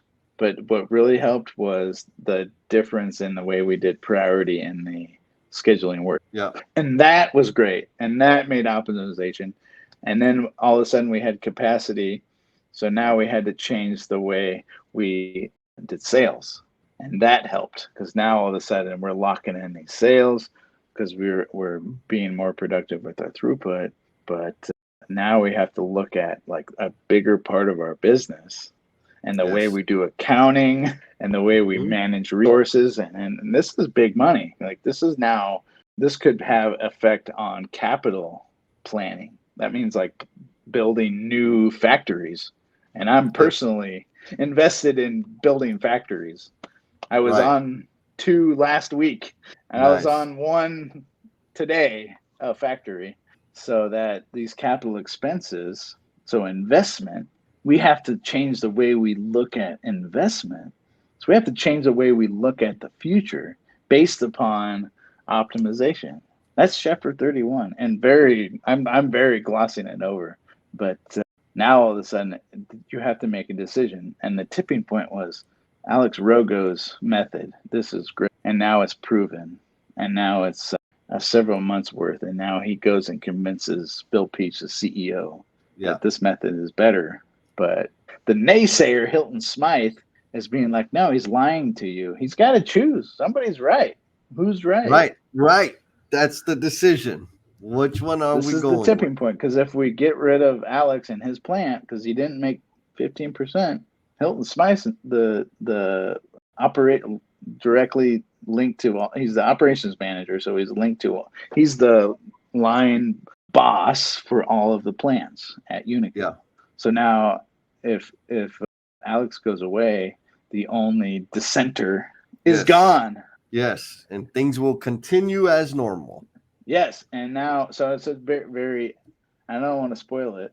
That's chapter 31. It hangs it right there. It's like Alex's promotion, because this is the decision. Are we going to go with Hilton Smythe, or are we going to go with Alex Rogo? Yeah, they have to make a decision, and it's very internally focused. We would just let it hang there.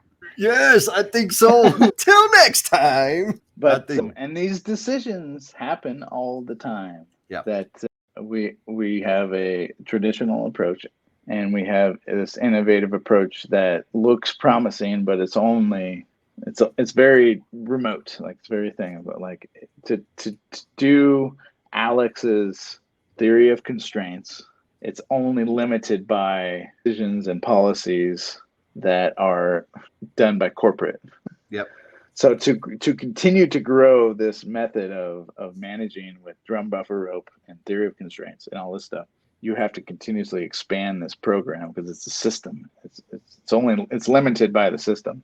So if you want to continue to grow the company and get 17.5% at all your plants, we got to make some changes. Everything now, all of a sudden, everything is on the table, including top brass, including top management, including top. And it's not people's jobs; it's just the policies and procedures.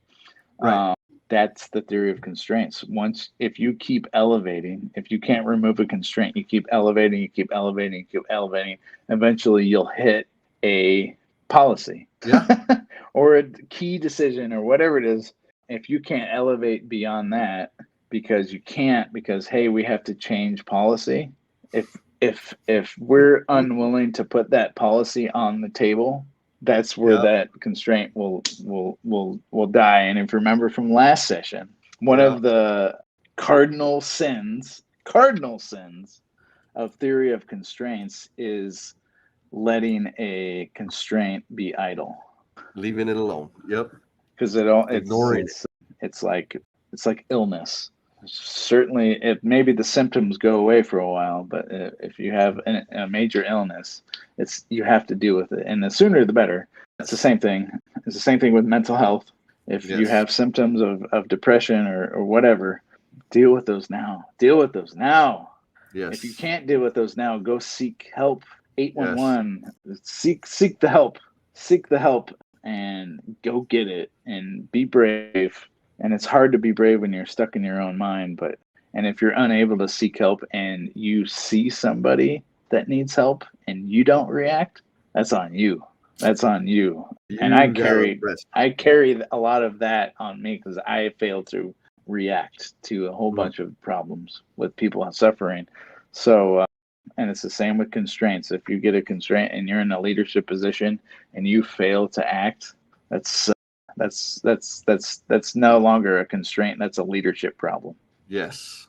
So I'll leave it on that too because I'm a huge proponent of that.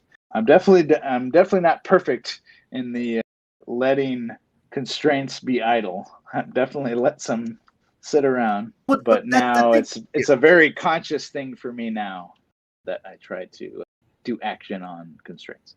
What do you think? So I mean that's the thing, right? I think that's the important thing is in continuous improvement when you start getting there, start doing it, you're going to discover new things to improve. So don't kick yourself in the face for what you did. I think I can't remember which conversation it was. We were talking about when you learn to see, you can't unsee. It's like a And so butt crack. yes, yes, the butt crack.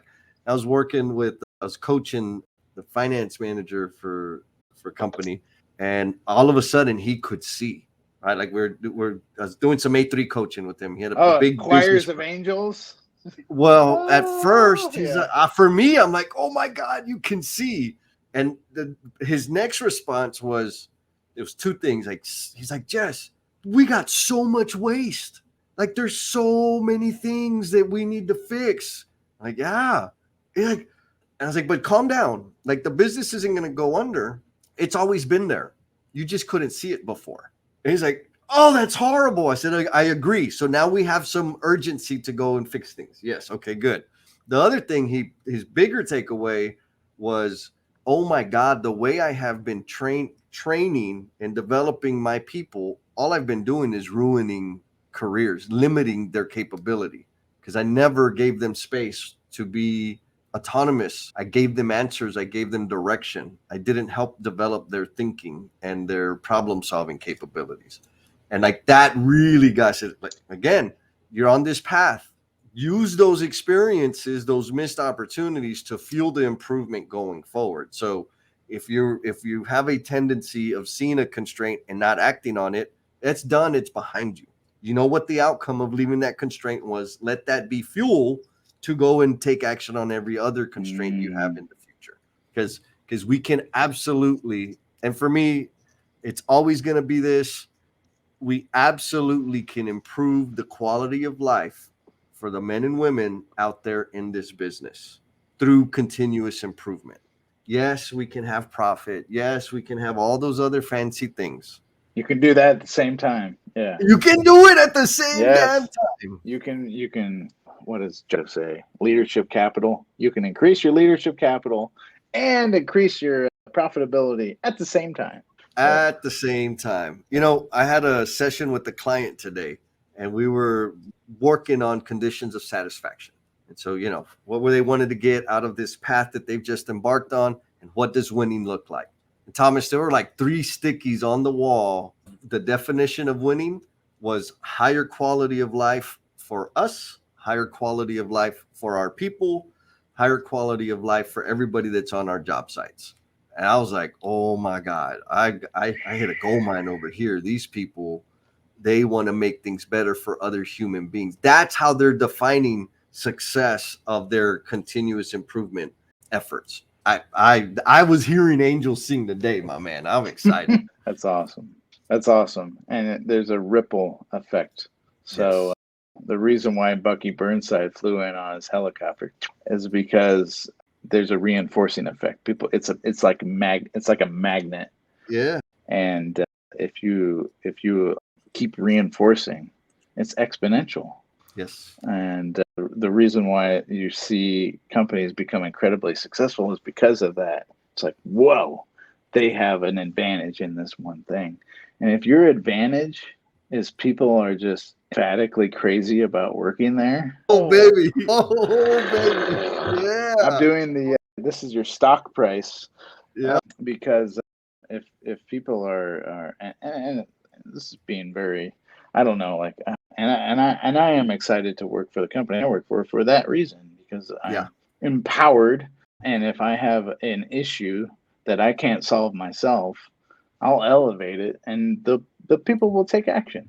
They will take action, and instead of being like bouncing back off, bounce and boom, hits me back in the face with, like, you need to go try this, Thomas. Like, no, like, we'll try a different angle on the Yep. issue at hand. And Yes. and guess what happens? I'm now excited even more to go Yes. try some new stuff. And that's awesome that the people you're working with have that same mindset. And I think Man. if everybody did, imagine if that was just the way. Dude. Yeah. We'd be having helicopters everywhere. Look, just choppers, just Everywhere. But I think I really like the chapters 29 and 30, because you will win and you will have naysayers at the same time. Yeah. It's this weird moment, and I felt that because the CEO of the company was showing up and being very like very interested in the company. This is my own personal story, and this is a true story, if you care to believe it. And at the same time, we don't have naysayers, but you have your peers, and it's a competitive environment because there's only so many slots for the promotion thing. So then that definitely plays as well.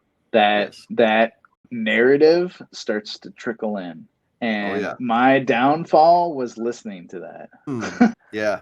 I wouldn't say downfall. Like, I didn't downfall, but like it slowed my progress, because I would now have to also combat that. And my advice to everyone is, like, when those whisperings start turning into words, and those words start turning into statements at meetings that you're actually involved in. Yeah. Whatever. Here's the 17.5% right there. Boom. Yep. Just point at you that. Can count it. Yes. Yeah. Oh, you're going to spend a bunch of your time trying to figure it out. I don't care. I'm on this optimization track. Next month's going to be 21%. Right. Right? Yes. Yes. Just chart my progress. I wish I would have done that instead of getting torn down. So my advice is keep going. Be different. Keep going. And it's okay to, when you're courageous and you've done something courageous, now double down. And it's hard. It's super hard and super risky on an emotional level, but you got to do it. And Alex in the fictional book does it. And for me, I definitely did it. I took a risk that when I decided to leave operations and teach my method, and we'll leave that for next time. Ooh, I'll let it hang there too. I like it. Double hang. Oh my goodness. You're either driving down the road or just so enthralled with this whole podcast that you went all the way down to the very, very, very, very end of it.